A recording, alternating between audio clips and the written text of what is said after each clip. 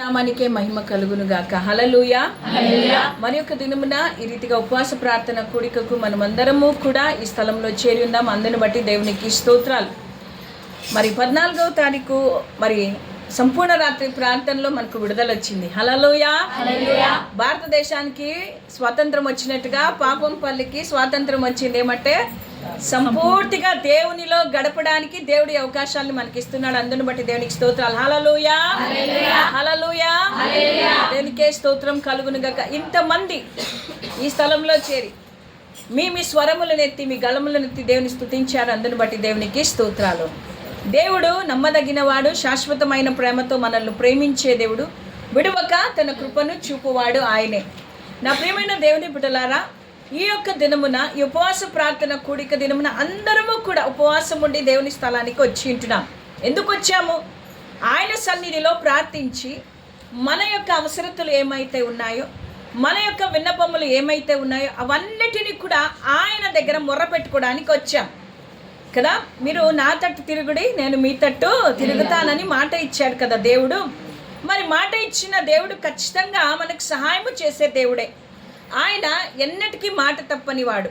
ఆయన అబద్ధమాడుటకు మానవుడు కాడు. నేను దేవుడును, నేను సర్వశక్తి కలిగిన వాడను, అన్నీ చేయగలిగిన దేవుడును నేను అని ఆయన చెప్తూ ఉంటున్నాడు.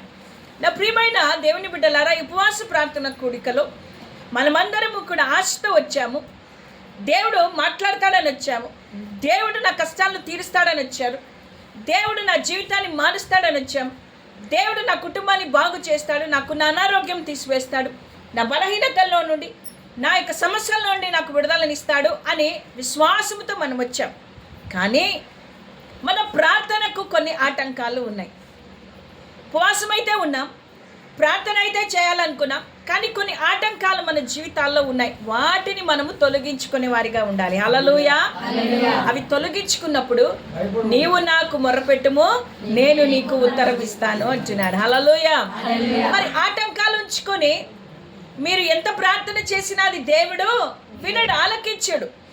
ఉదాహరణకు రాజమ్మ వాళ్ళ ఇంటికి మేము రావాలి, ఆటంకంగా గేటుకు ఆమెకు ముళ్ళ కంపనేసింది అనుకోండి, మేము రాగలమా? రాలేం. ఆటంకాన్ని తొలగించిన తరువాతే లోపలికి మేము రాగలుగుతాం. అదే రీతిగా మన ఆత్మీయమైన జీవితంలో కూడా అనేకమైన ఆటంకాలు ఉన్నాయి. మన ప్రార్థనలకు జవాబులు రాకుండా అందరూ అనుకుంటాం, నేను ప్రార్థిస్తున్నా దేవుడు నా ప్రార్థనకు జవాబు ఇచ్చేస్తాడు. లేదు, కొన్ని ఆటంకాలు అయితే ఖచ్చితంగా ఉన్నాయి. వాటిని మనము తొలగించుకునే వారిగా ఉండాలి. హల్లెలూయా. కాబట్టి ఈరోజు ఆ ఆటంకాలు ఏమో మనము చూసుకోబోతుంటున్నాం. హల్లెలూయా. యాకోబు రాసిన పత్రిక 4వ అధ్యాయము 3వ వచనం మనం చదువుకుందాం. యాకోబు రాసిన పత్రిక 4వ అధ్యాయం 3వ వచనము. మీరడిగినను మీ భోగముల నిమిత్తము వినియోగించుటకై దురుద్దేశముతో అడుగుదురు గనుక మీకేమీ దొరుకుటలేదు. భోగ ఇచ్చలంటే స్వంత ఆలోచనలు, స్వంత ఇచ్చలు, లోక సంబంధమైన శరీర సంబంధమైన ఆశలతో దేవుణ్ణి అడుగుతున్నాం. ఏ రీతిగా అడుగుతున్నామంట? దురుద్దేశముతో అడుగుతున్నాం. మంచి ఉద్దేశముతో దేవుణ్ణి మనము అడగడం లేదు. లోక సంబంధమైన ఆలోచనలు మనము చేస్తూ దేవుని అడుగుతున్నాం. ఉదాహరణకు దురుద్దేశము, మంచి ఉద్దేశము కానిది దురుద్దేశము. ఉదాహరణకు జాన్సన్ బాబు కారు కొన్నాడు. మనం ఏమంటాము? అబ్బా, ఆయన ఒకడైనా కారు కొనేది, నేను కూడా కారు కొనాలా. మరి ఎట్లా అడుగుతావు దేవుని? దేవా, ఆయనకు మాత్రమే కారు ఇచ్చావే, ఆయన మాత్రమే ఆశీర్వదించావే, వారి కుటుంబాన్నే లేవనెత్తుతున్నా, మరి నా కుటుంబానికి కూడా లేవనెత్తు. మంచి ఉద్దేశం అది.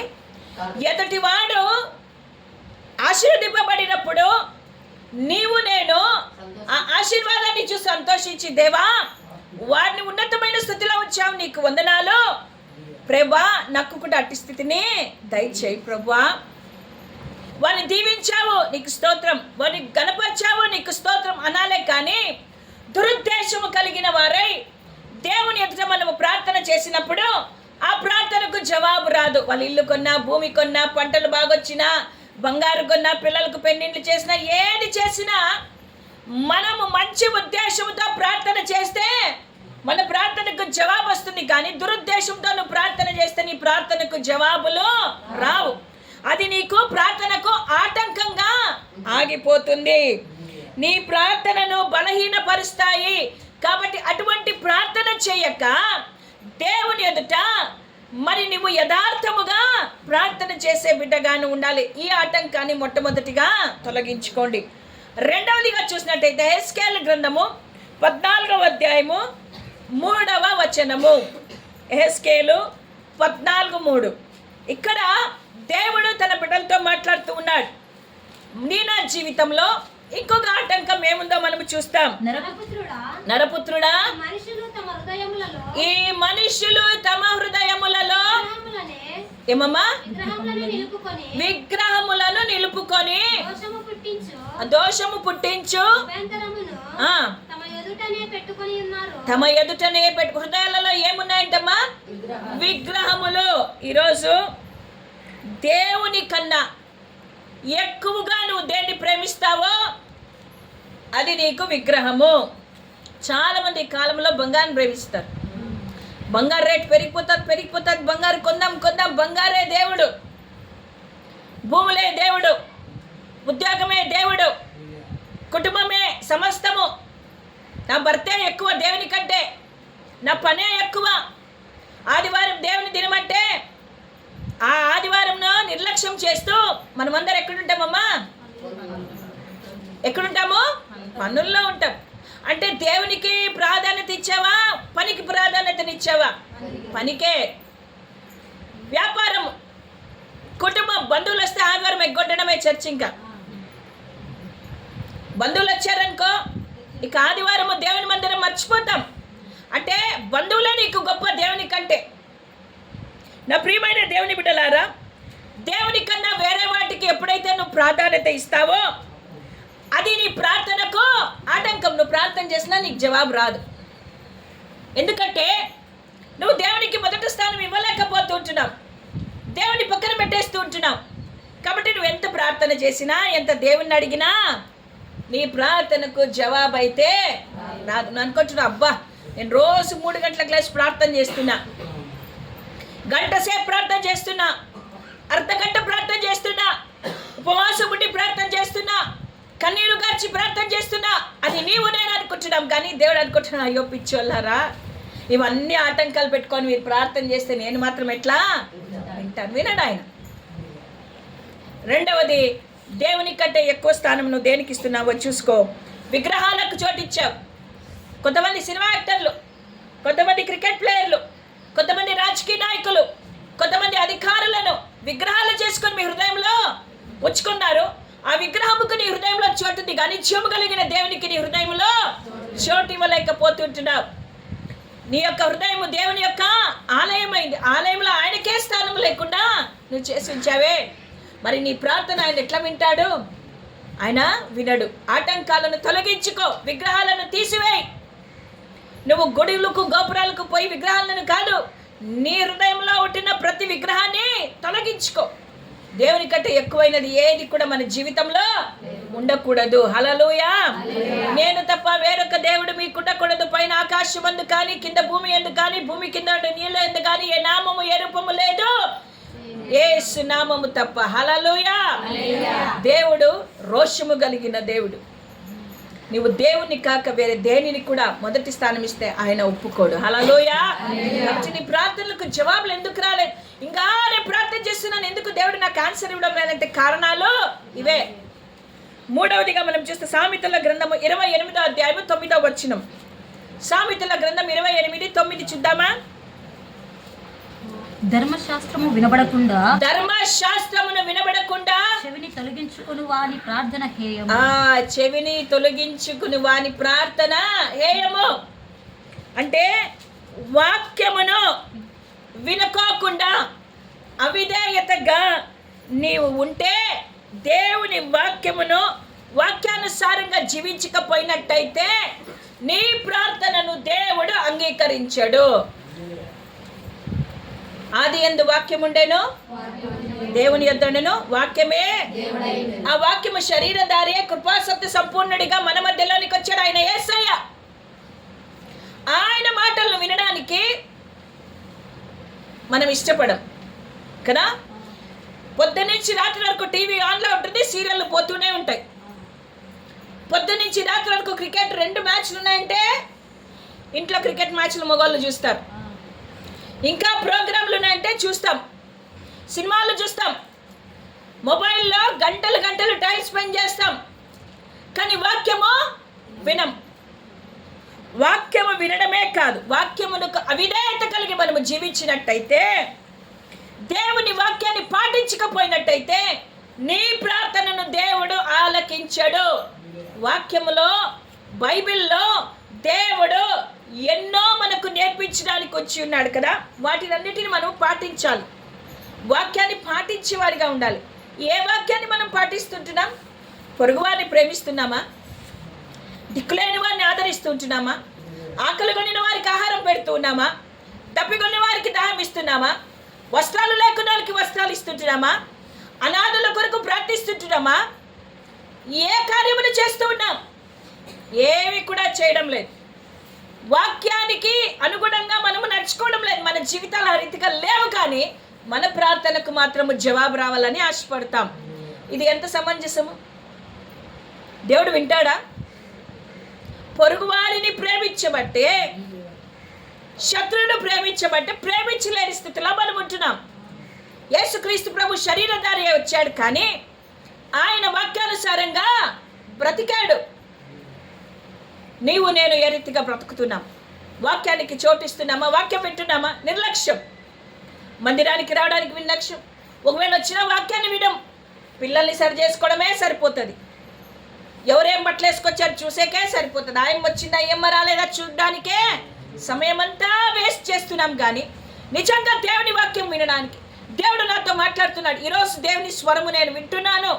నా జీవితాన్ని నేను మార్చుకోవాలి. నాలో తప్పులు ఉన్నాయి, నేను అపరాధము చేశాను, నేను పాపము చేశాను, నా జీవితాన్ని నేను మార్చుకోవాలని ఎప్పుడైనా నువ్వు ఆలోచన చేసి దేవుని వాక్యాన్ని వింటున్నావా? నా ప్రియమైన వాళ్ళారా, వినటం వలన విశ్వాసం వస్తుంది. దేవుని గురించి వినాలి, క్రీస్తుని గురించి వినాలి. మనం ఈరోజు ఆ క్రీస్తుని గురించి వింటున్నావా? నీ రక్షకుడైన యేసయ్యను గురించి నువ్వు వింటున్నావా? లేదు కదా. వినుకోకుండా పెడచెవిని పెట్టి దూరం అయిపోతున్నావు. దేవుని స్వరమును వినలేక పోతూ ఉంటున్నావు. నా ప్రియమైన దేవుని బిడ్డలారా, మనమందరము కూడా వాక్యమును అవిధేయత కాకుండా ఆ అవిధేయతను తొలగించి వాక్యాన్ని పాటించకపోతే ప్రతిఫలం మనకు ఉండదు. దేవుడు మనకు జవాబును ఇవ్వడు. సామెతల గ్రంథం 21వ అధ్యాయం 13వ వచనం.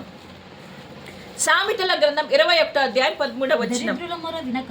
దరిద్రుల మొర వినక చెవి మూసుకొనువాడు తను మొరపెట్టినప్పుడు అంగీకరింపబడడు. నీవు దరిద్రులు లేని వారు నీ దగ్గరకు వచ్చి అడిగినప్పుడు నువ్వు చెవి మూసుకుంటే నీ ప్రార్థనను దేవుడు. ఎంతమంది మన దగ్గరకు వస్తున్నారు సహాయం కొరకు? ఉండి కూడా లేదని చెప్తూ ఉన్నాం, అవునా? ఉండి కూడా లేదంటాం. ఇతరులను కనికరము చూపక, ఇతరులకు సహాయము చేయక, ఇతరులను ఆదుకొనక మనం ఉంటున్నాం. కనికరము యేసుక్రీస్తు ప్రభువుకున్న గొప్ప లక్షణం. ఆయన ఎవరిని చూసినా, రోగులు చూస్తే కనికరపడ్డాడు. ఒక విధవరాలు తన కుమారుడు చనిపోతే పాడిని మోసుకొని పోతూ ఉంటే యేసుప్రభు ఏం చేస్తాడు? కనికరముతో వెళ్ళాడు. నీకు నాకు కనికరం అనేదే లేదు. మనకు క్షమించే స్వభావము లేదు. మనం ఇతరులను ప్రేమించే ఆలోచన కూడా మనకు లేదు. మనం ఇంకెన్ని చేసినా ప్రార్థనలు అవి అంగీకరింపబడవు. కనికరము గల వారు ధనిలో వారి కనికరాన్నే పొందుకుంటారు. నువ్వు కనికరము చూపితే కదా నీ కనికరం దేవుడు చూపేకి. నువ్వైతే ఇతరులు ఇచ్చేయాలనుకుంటావు, కానీ నువ్వు ఇతరులకు చేయడానికి నువ్వు ఎంత మాత్రమో ఇష్టపడడం లేదు. ఏదో ఒక ఆటంకం, దాన్ని తొలగించుకో అంటున్నాడు దేవుడు. మార్కు సువార్త 11వ అధ్యాయం 25వ వచనం. మార్కు సువార్త 11వ అధ్యాయం 25వ వచనం చూద్దామా? మీరు ఒకరి మీద విరోధమైన మీకు ఒకరి మీద విరోధం ఏమైనా కలిగి ఉన్న యెడల మీరు నిలవబడి ప్రార్థన చేయనప్పుడెల్లను వారిని క్షమించుడి. వారిని నాకు కృపమ్మ మీద విరోధం ఉంది. కృపమ్మ అంటే నాకు నచ్చదు. కృపమ్మతో నేను గొడవబడినా, ప్రార్థన చేస్తే దేవుడు వింటాడా? వాక్యం ఏమంటది? నీకెవరమైనా మీద విరోధం ఉన్నప్పుడు నువ్వేం చేయాలా? ప్రార్థన చేసేటప్పుడు దేవుని ఎదుట నిలబడి ఆ వ్యక్తిని, ఆమె నన్ను క్షమిస్తుందో లేదో నాకు తెలియదు, నేనేం చేయాలా? క్షమించమని అడగాల. ఆమె అడగలేదే, నేనెందుకు అడగాల? వారు క్షమించలేదే, నేను ఎట్లా క్షమిస్తా? నీకు సంబంధం లేదు, నీకు నీ దేవునికే సంబంధం. క్షమించే మనస్సు లేకపోవడం ఒక ఆటంకం. మన హృదయంలో కోపము, ద్వేషము ఉంటే ప్రార్థనకు ఆటంకం. యేసుక్రీస్తు ప్రభు ఎట్లాంటి వాళ్ళని క్షమించాడమ్మా? చెప్పండి, ఎట్లాంటి వాళ్ళు క్షమించాడు? ఆయనను సిలువకు వేసి కొడుతూ ఉంటే, కొరడాలతో కొడుతూ ఉంటే, నోటితో ఉమ్మి వేస్తూ ఉంటే, పిడిగుద్దులు గుద్దుతూ ఉంటే, రోడ్లో ఈడ్చుకొని వెళ్తూ ఉంటే, అవమానంగా మాట్లాడుతూ ఉంటే వారిని ఏమన్నాడు? తండ్రి, వీరేం చేయించున్నారో వీరెరుగరు వీరిని. అది దేవుని యొక్క మనస్సు. ఈరోజు నా మనసు ఎట్లుంది? ఆ మనసు కలిగి ఉన్నామా? లేక ద్వేషముతో నింపబడ్డాం, కోపముతో నింపబడ్డాం, అసూయతో నింపబడ్డాం? ప్రార్థనలో కూడా కొంతమంది, దేవా ఆ ఎదురింట ఆమె నన్ను తిట్టింది ప్రభువా, ఆమె అట్లే బయట కాలు జారి పడిపోవును గాక, దేవా ఆమె మీద వారి భర్త కొట్టును గాక. ఈ ప్రార్థనలు దేవుడు వింటాడా? ఇవన్నీ నీ ప్రార్థనలకు ఆటంకాలే. నీలో దురుద్దేశము, నీలో కోపము, నీలో అసూయ, నీలో ద్వేషము తీసివేసి నువ్వు ప్రార్థన చేయి, నీ ప్రార్థనకు వెంటనే జవాబును దేవుడిస్తాడు. హల్లెలూయా. ఈరోజు అట్టి స్థితిలో మనం ఉన్నామేమో చూసుకుందాం. హల్లెలూయా. దేవుని అడుగుదాం, దేవా నన్ను క్షమించు, నా ప్రార్థనకు అనేకమైన ఆటంకాలు ఉన్నాయి, క్షమించు ప్రభు అని అడుగుదామా? యెషయా గ్రంథం 59వ అధ్యాయం 12వ వచనం చూద్దామా? యెషయా గ్రంథం 59వ అధ్యాయం 12వ వచనం. మేము చేసిన తిరుగుబాటు క్రియలు నీ ఎదుట విస్తరించి ఉన్నవి, మా పాపములు మా మీద సాక్ష్యము పలుకుచున్నవి. ఎవరి మీద సాక్ష్యం పలుకుతున్నాయంట? మన పాపములు మన మీదే సాక్ష్యం పలుకుతున్నాయి. మా తిరుగుబాటు క్రియలు మాకు కనబడుచున్నవి. మనము కూడా ఇజ్రాయేలీయుల వలె పాపము చేసిన వారు, అనునిత్యము పాపము చేస్తూనే ఉన్నాం. దేవునికి మనకు అడ్డుగా ఏమున్నాయి తెలుసా? మన పాపములు ఉన్నాయి. మన పాపాలను మనము ఒప్పుకోవాలి. మనము ఒప్పుకోకుండా ఎంత ప్రార్థన చేసినా మన ప్రార్థనకు జవాబులు రావు. దొంగతనం చేసినావు, భర్త దగ్గర అబద్ధం ఆడావు, సంఘంలో అబద్ధం ఆడావు, నీ సహోదరితో అబద్ధం ఆడావు, నీ ఉద్యోగం చేసే దగ్గర అబద్ధం ఆడుతున్నావు, ప్రార్థన చేస్తున్నావు, వస్తుందా జవాబు? ఎందుకు? నువ్వు అన్నీ అబద్ధమే, నోరు తెరిస్తే అబద్ధమే. అన్నిళ్ళ కంటే భయంకరంగా అబద్ధం ఆడేది మనమే. వాళ్ళన్న ఆ దయ్యాలకు భయపడి కొన్ని నోరు జాగ్రత్తగా పెట్టుకుంటారు, మాకేళ్ళు వచ్చిందప్ప అబద్ధం ఆడితే అంటారు. కానీ దేవుని బిడ్డలని పిలువబడుతున్న మనము ప్రతిదీ అబద్ధమే. సత్యము మన నోటిలో లేదు. అబద్ధానికి జనకుడైన వానిని మన నాలుక మీద వచ్చుకొని ఉన్నాం. అంటే సాతానుని బిడ్డలుగా మనం ఉన్నాం. కానీ నీ పాపాలను నువ్వు ఒప్పుకో. అందుకే సామెతల గ్రంథంలో అంటాడు, అతిక్రమములు దాచిపెట్టువాడు వర్ధిల్లడు, వాటిని ఒప్పుకొని విడిచిపెట్టు. నువ్వు కనికరము కావాలంటే, దేవుని కృప కావాలంటే నీ పాపాలను నువ్వు ఒప్పుకో. నువ్వు ఎప్పుడైతే ఒప్పుకుంటావో, నువ్వు ఎప్పుడైతే తప్పుని తప్పుగా దేవుని దగ్గర ఒప్పుకుంటావో, యేసు రక్తము ప్రతి పాపముల నుండి మనల్ని పవిత్రులుగా చేస్తుంది. కృపమ్మ నేను కొట్టా, కృపమ్మ నేను అవమానపరిచా. దేవుని దగ్గర చెప్తున్నా, దేవా పొరపాటున కృపమ్మ నేను చేసుకున్నా, ఆమె మీద అబద్ధ సాక్ష్యం పలికాను, ఆమెను అవమానించాను. ప్రభువా నన్ను క్షమించి నీ రక్తంతో నన్ను కడుగు ప్రభు అంటే యేసు రక్తము నా ప్రతి పాపమును కూడా కడిగి వేస్తుంది. హల్లెలూయా. నీ పాపాలను ఒప్పుకో.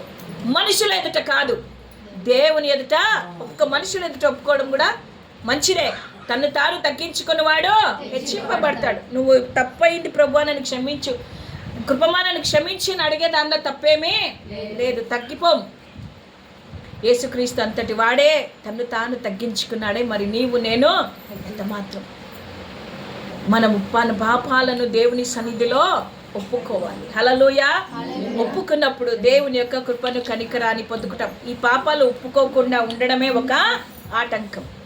ఒప్పుకుంటావా లేదా? ఈరోజు నుంచి దేవుని సన్నిధిలో ఒప్పుకుందాం. హల్లెలూయా. ఆఖరిగా ఒక మాట చూద్దాం. 1 పేతురు పత్రిక 3వ అధ్యాయం 9వ వచనంలో, కుటుంబాలలో సరిగ్గా లేకపోవడం, కుటుంబాలలో సమాధానము లేకపోవడం, కుటుంబాలలో ఐక్యత లేకపోవడం, కలహాలు, విభేదాలు ప్రార్థనా జీవితముకు ఆటంకము. హల్లెలూయా. చదవండమ్మా. ఆశీర్వాదమునకు వారసులగుటకు మీరు పిలువబడితిరి గనుక 1 పేతురు 3:7, 3వ అధ్యాయం 7వ వచనం. అటువలనే పురుషులారా జీవమును కృపావరములు ఆ, మీ భార్యలు మీతో పాలివారై ఉన్నారని ఎరిగి ఎక్కువ బలహీనమైన ఘటమని భార్యను సన్మానించి మీ ప్రార్థనలకు అభ్యంతరము కలగకుండానట్లు జ్ఞానము చొప్పున వారితో కాపురం చేయండి. ఇక్కడ పురుషులకు చెప్తున్నాను కానీ స్త్రీలకు కూడా వర్తిస్తుంది. జ్ఞానముతో, విభేదాలు లేకుండా, కుటుంబాల సంశయాలు రాకుండా, కలహాలు లేకుండా కుటుంబంలో మనం ఏం చేయాలి? మనము సమాధానముతో, శాంతితో మనం ముందుకు వెళ్ళాలి. మీ భర్తలు కోపిస్తులు కావచ్చు, మీ భర్తలు త్రాగుబోతులు ఉండొచ్చు, లోకానుసారమైన జీవితాన్ని జీవిస్తుండొచ్చు. గొడవ పడితే ప్రయోజనము లేదు. నీ భర్తను ప్రేమతో, ప్రార్థనతో నువ్వు మార్చుకోవాలి. హల్లెలూయా. నీ భర్త తాగొచ్చాడనో, లేక నీ భర్తకు చెడు అలవాట్లు ఉన్నాయనో దినమంతా గొడవ పడితే ఆయన ఎప్పుడు మారుమనసు పొందుతాడు? నీ ప్రవర్తనను బట్టి మారాలి కదా. నీ ప్రవర్తన సరిలేకపోతే కుటుంబం ఎప్పుడూ గొడవలతో ఉంటే కుటుంబం అభివృద్ధిలోనికి రాదు. ఒకవేళ నువ్వు ప్రార్థన చేసినా నీ ప్రార్థనకు జవాబు రాదు. అదే రీతిగా భర్తలు కూడా భార్యలను సన్మానించి, ప్రేమించి, వారితో ప్రేమగా ఉండి కుటుంబాన్ని సరిచేసుకొని ముందుకు వెళ్ళాలి. హల్లెలూయా. కాబట్టి ఇట్టి ఆటంకాలు నీ జీవితంలో ఉన్నాయేమో. ఈ ఆటంకాలన్నీ మన జీవితంలో ఉన్నాయి కాబట్టే మన ప్రార్థనలకు జవాబు రావడం లేదు. ఈరోజు ఈ ఆటంకాలన్నీ తొలగించుకుంటే దేవుడు మన ప్రార్థనలకు జవాబును ఇస్తాడు. ఆయన అంటాడు, నాకు మొరపెట్టుము, అడుగుడి మీకు ఇవ్వబడును. ఇవన్నీ పెట్టుకొని అన్ని అడిగినా ఈడు. ఇవన్నీ తొలగించుకుంటేనే ఆయన నా తట్టు తిరుగుడి, నేను మీ తట్టు ఎప్పుడు నీ దోషములన్నిటినీ, పాపములన్నిటినీ, ఆటంకములన్నిటి తొలగించుకొని దేవా అన్నప్పుడు అతడు నాకు మొర్రపెట్టగా నేను అతనికి ఉత్తరం ఇచ్చేదను, శ్రమలో నేను అతనికి తోడై ఉండేదను. ఈరోజు నువ్వు శ్రమల్లో వచ్చావు, ఇరుకుల్లో వచ్చావు, ఇబ్బందుల్లో వచ్చావు, వేదనతో వచ్చావు, దుఃఖంతో వచ్చావు, సహాయం కొరకు వచ్చావు, దేవుని వైపు చూడడానికి వచ్చావు. ఖచ్చితంగా ఈ ఆటంకాలు తొలగించుకుంటే దేవుడు నీకు సహాయమును చేస్తాడు. కాబట్టి వ్యర్థమైన వాటి యందు మనస్సుంచక జీవము కలిగిన దేవుని వైపు చూస్తూ ప్రతి ఆటంకాన్ని తొలగించుకొని దేవా నాకు సహాయం చేయని అడుగుదామా? దేవుడి మాటలు మన వినికిడిలో దీవించునుగాక. ఆమేన్. హల్లెలూయా. దేవునికి స్తోత్రం.